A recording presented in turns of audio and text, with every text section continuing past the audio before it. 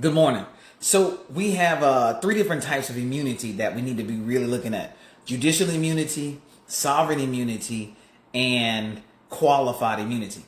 Now you got to understand how they work in the law. These are just precedents set based on a case or something that has happened, and because it did happen, that's how we're going to handle the majority of things that happen after that.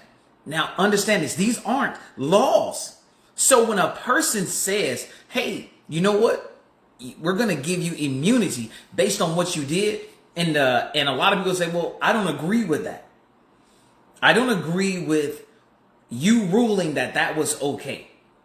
But the precedent is set that it was ruled that it's okay. That's a character-based problem.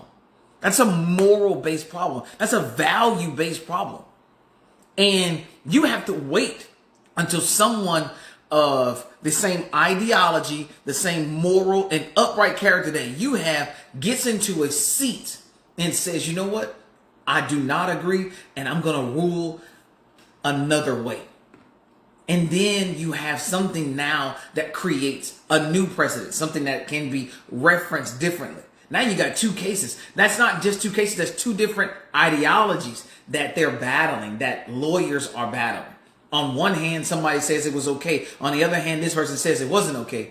Who decides this? We all think it's case by case, but it's not. It's character based. So when you are selecting representatives who are also selecting our judges and judiciary individuals to sit in these slots, you doggone sure better start paying attention to their character. And you cannot.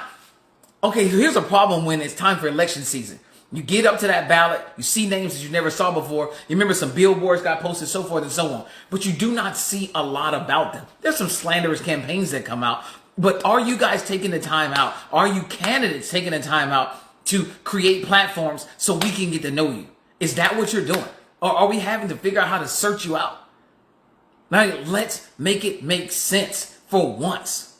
We have got to figure out how to get rid of immunities. They're crushing us judicially because they're just character-based precedences. If you have a person of bad character that's able to set a precedence, you've just hurt a lot of people. You just did.